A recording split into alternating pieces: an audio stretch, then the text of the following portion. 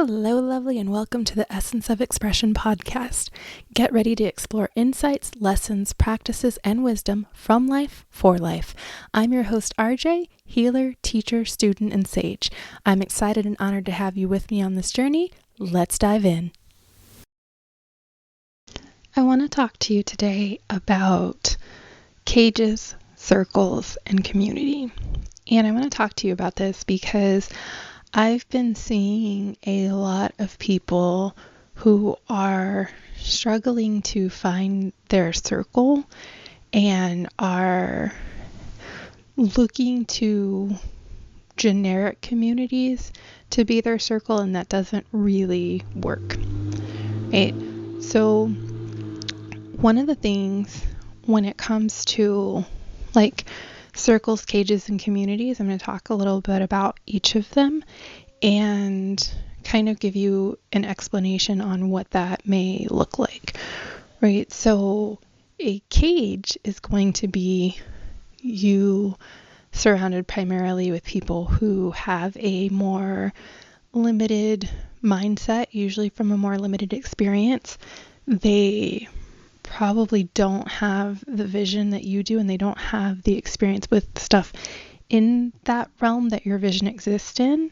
So to them, it looks stupid, or it looks ridiculous or crazy or any number of things, and they're trying to keep you from moving forward.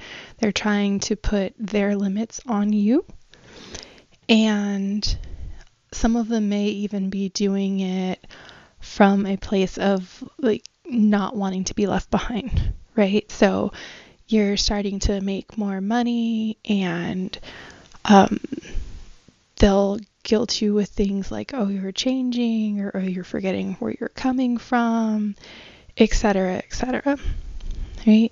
And it's this very grab onto you and pull you back type of a vibe.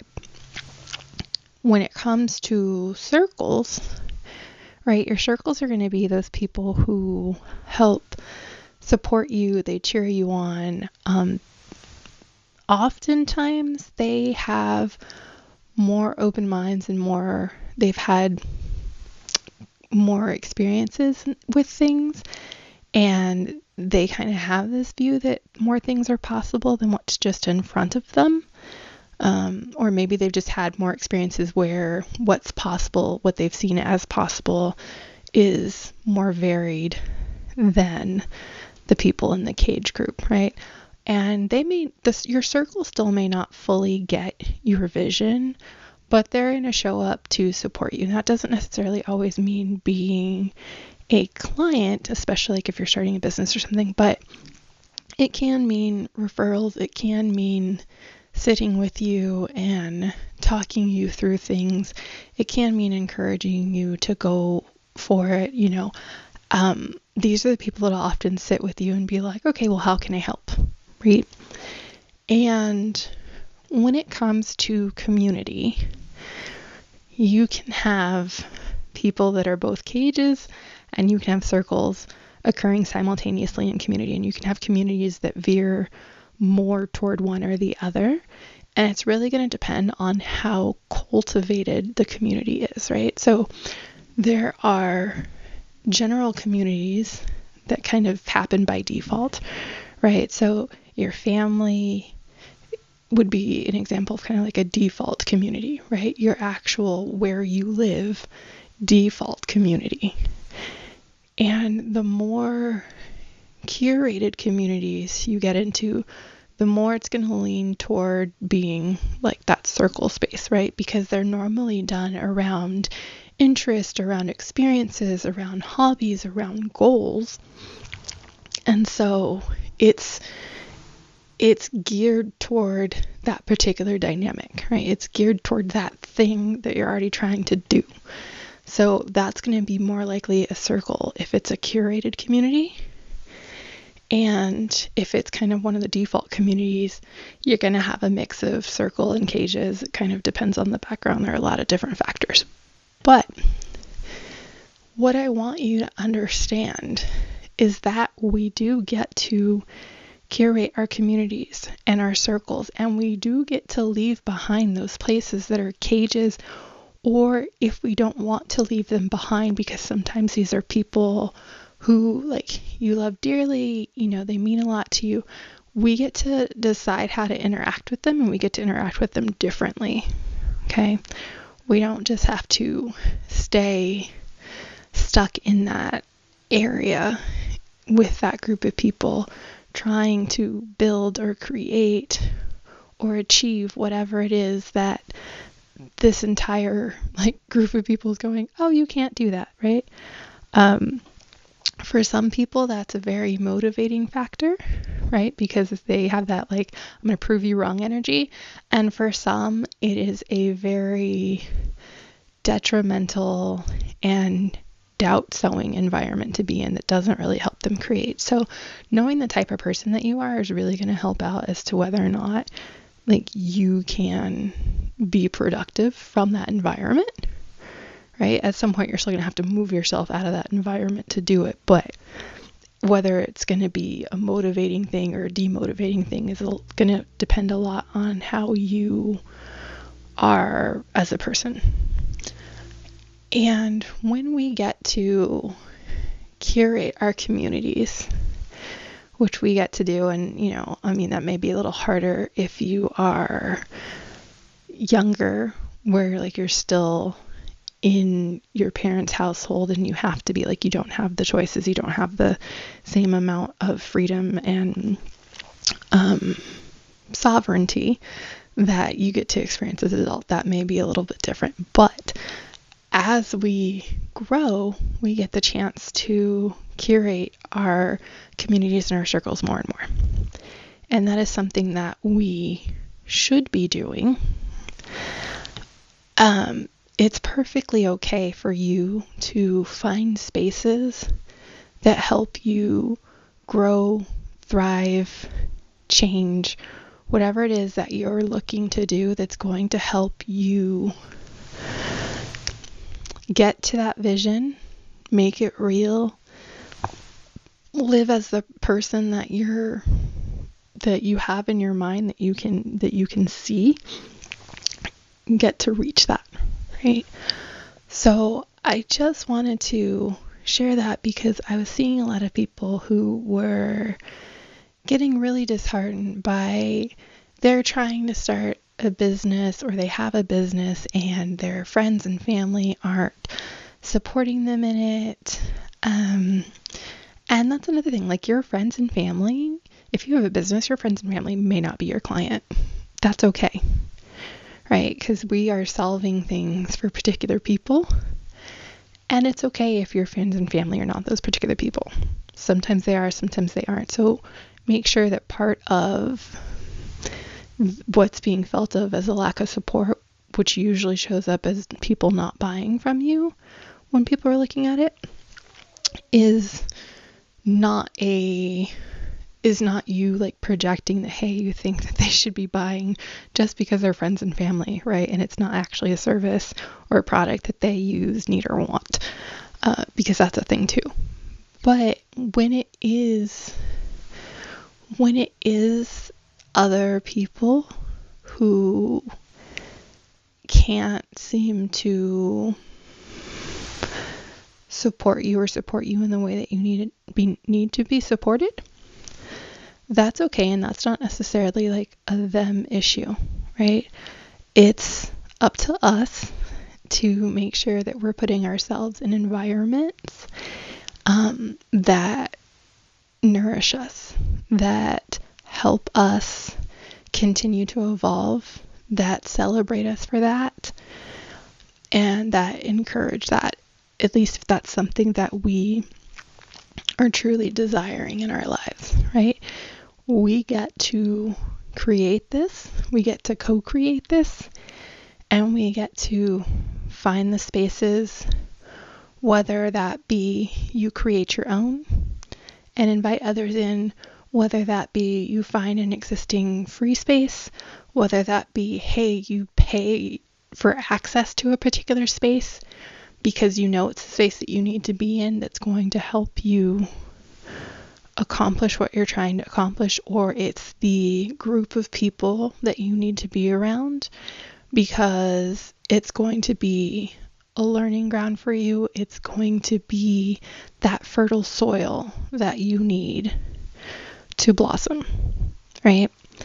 And I think a lot of us weren't taught that. I think a lot of us expect that to come from our communities, and to some degree it can and it will, right? Like just the default communities that we're in, to some degree it can and it will. But again, with the default communities, you're going to get this mixed bag of cage and circle. And you don't have to stay fully in any of those groups of people, right? Like you get to interact differently with them.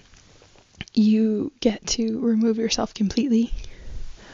Although sometimes I will admit, like, that may be harder with family, but it is still an option, right? So really knowing yourself and understanding what is going to benefit and feed your growth, your vision, you walking the path and adhering to the plan that Creator has for you is going to be important, because when you can do that, you will naturally feed others. And sometimes it's in a way that you can't even see or fathom, right?